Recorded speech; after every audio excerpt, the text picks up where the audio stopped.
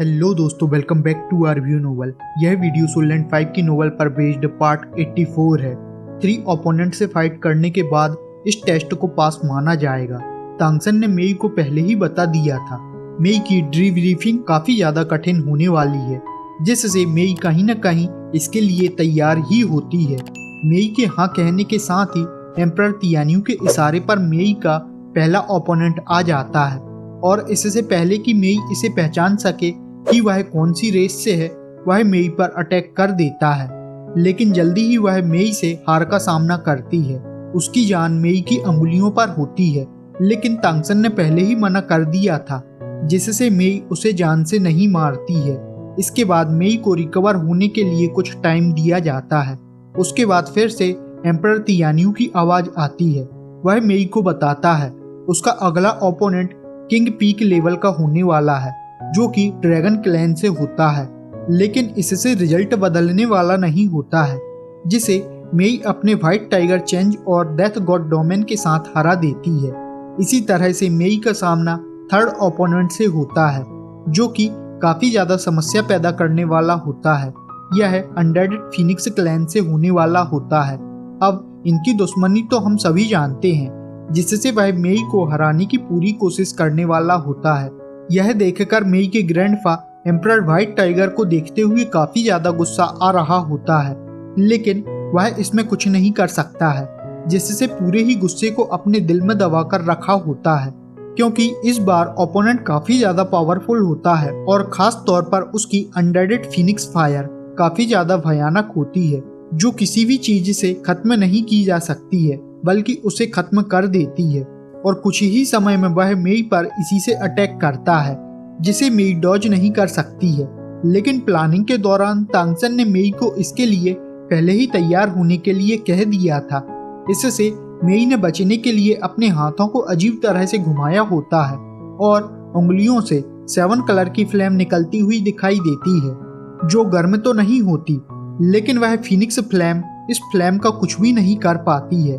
और इस 7 colour flame को मेई एक प्रोटेक्शन शील्ड की तरह यूज करती है, जिससे अब मेई के ओपोनेंट का सबसे पावरफुल अटैक मेई का कुछ भी नहीं कर पाता है। और मेई अपने अटैकों के साथ इस 7 कलर फ्लेम का यूज करते हुए मेई उस पर अटैक करने लगती है।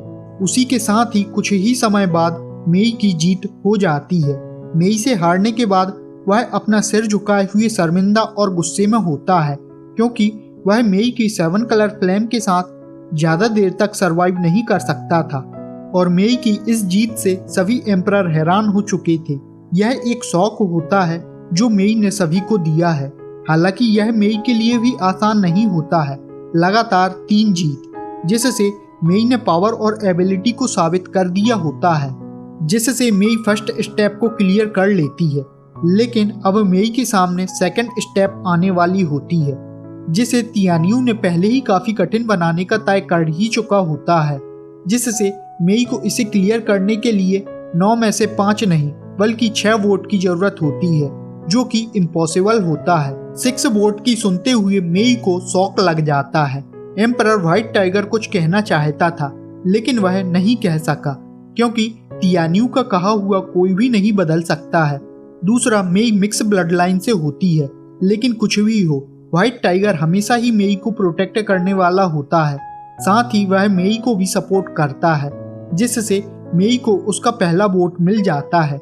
यहाँ पर मेई के सपोर्ट में होने पर या सपोर्ट न करने पर एम्परर को कारण भी बताना पड़ रहा होता है। फिर एम्परर स्वॉर्ड सेंट भी मेई को सपोर्ट करता है, जिसका कारण उसकी असुरा स्वॉर्ड होती है, जिसे मेई ने अभी तीनों ही फाइट में किसी न किसी तरह से यूज किया था। तभी थर्ड की बारी होती है, जो एम्परर गोल्डन मैमथ होता है, और वह मेई को उसके इंसान होने के कारण सपोर्ट नहीं करता है।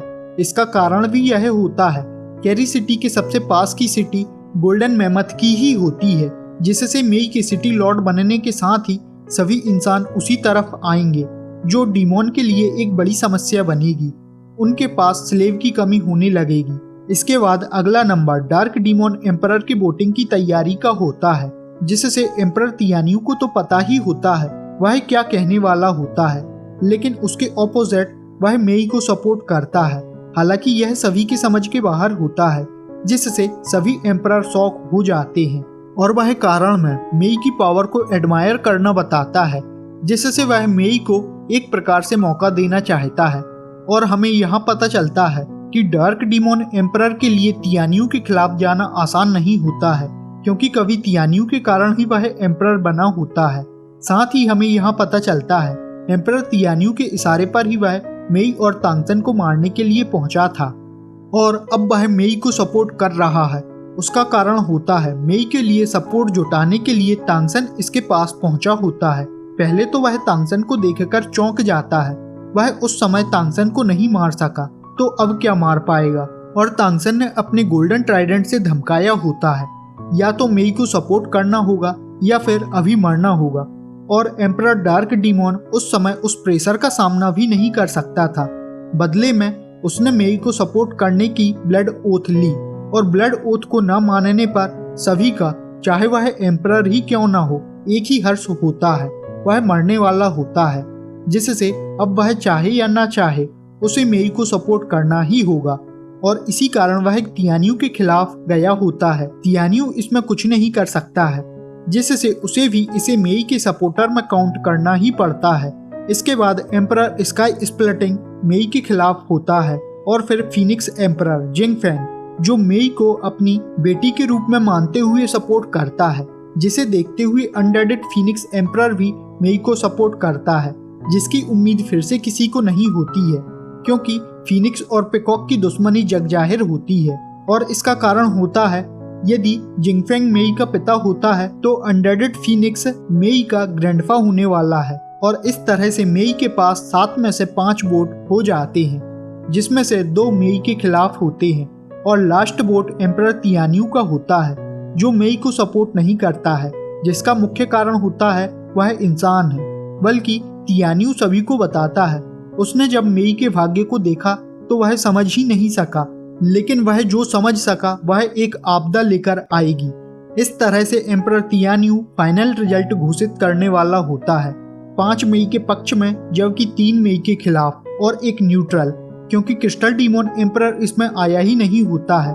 लेकिन यह रिजल्ट पूरी तरह से तियानियों सुना पाता, तभी क्रिस्टल डीमोन एम्परर का ऑरा सभी को फील होता है। उसी के साथ वह सभी एम्परर काफी ज्यादा हैरान हो जाते हैं और क्रिस्टल डीमोन एम्परर मेई को सपोर्ट करता है और एम्परर तियानियों से कहता है यह छोटी सी लड़की क्या उथल पुथल कर सकती है। इससे पहले कि एम्परर तियानियों कुछ कह सके, क्रिस्टल डीमोन एम्परर चला जाता है। इस तरह से मेई को उसके 6 वोट मिल जाते हैं, जिससे मेई यह राउंड भी पार कर जाती है। क्रिस्टल डीमोन एम्परर ने तांगसन के कहने पर मेई को सपोर्ट किया होता है। उसका कारण तांगसन की ब्लैकमेलिंग होती है और मुझे इस नोवेल का यह दूसरा सबसे बड़ा ट्विस्ट लगा होता है। दरअसल हेल गार्डन में जाने से पहले तांगसन क्रिस्टल डीमोन एम्परर से मिला होता है, लेकिन तांगसन जिससे मिला होता है वह क्रिस्टल डीमोन एम्परर का क्लोन होता है। असलियत में रियल क्रिस्टल डीमोन एम्परर और कोई नहीं बल्कि जिंगजिंग होती है, जो तांगसन की ही बॉडी में रह रही है। और शुरुआत में तांगसन क्रिस्टल डीमोन एम्परर के क्लोन से मिला होता है, तब उसे तांगसन अपनी असलियत बताता है। साथ ही यह भी कि यदि वह उसे सपोर्ट नहीं करता है तो वह हेवनली क्लैश को किसी ऐसी जगह अट्रैक्ट करेगा जिससे वह मारा जाएगा और तांगसन के मारे जाने पर जिंगजिंग अपने आप ही मारी जाएगी। दरअसल क्रिस्टल डीमोन एम्परर पूरे 3000 साल से जिंदा होता है और वह मरने वाला होता है, जिससे उसने अपने 2 क्लोन बनाए होते हैं। एक वह जिससे तांगसन ने शुरुआत में कभी फाइट की थी और दूसरा वह जो एग में था, और वही असली क्रिस्टल डीमोन एम्परर है जो तांगसन को दिया गया था। उसे भी तांगसन की पूरी एबिलिटी का पता नहीं होता, लेकिन तांगसन से वह बच सकता था, जिससे उसने तांगसन को चुना। लेकिन क्रिस्टल डीमोन एम्परर का असली प्लान तो होता है हेवनली क्लैश को पास करते हुए वह तांगसन से निकलने के साथ ही तांगसन की कल्टीवेशन को पूरी तरह से लेते हुए खुद की बना लेगा और तांगसन को तुरंत ही खत्म कर देगा, जिससे तांगसन तो मारा जाएगा, लेकिन क्रिस्टल डीमोन एम्परर फिर से अपनी जिंदगी में वापस आ जाएगा। और यह सब तांगसन को जिंगजिंग के उसकी मुसीबत में हेल्प करने के दौरान समझ आया था। लेकिन क्रिस्टल डीमोन एम्परर को यह पता नहीं होता है कि तांगसन पर किस तरह का हेवनली क्लैश हो सकता है। इस समय जिंगजिंग भी जागते हुए तांगसन के सामने आ जाती है और वह तांगसन को स्मार्ट फादर कहती है और जल्दी ही तांगसेन की शर्तों को मान जाती है, नहीं तो वह मारी जाएगी। और हमें भी पहली बार पता चलता है क्रिस्टल डीमन एम्परर एक फीमेल होती है, लेकिन फिर भी क्रिस्टल डीमन एम्परर से निगोशिएट करना आसान भी नहीं होता है।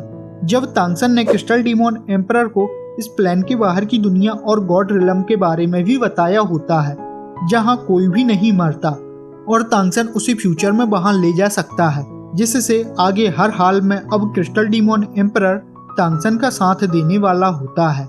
यदि एक्सप्लेनेशन पसंद आए तो वीडियो को लाइक और चैनल पर नए हो तो सब्सक्राइब करते हुए नोटिफिकेशन बेल को ऑन करना ना भूलें। इसी के साथ यह वीडियो यहाँ खत्म होता है। हम मिलते हैं नेक्स्ट वीडियो में। Thanks for watching.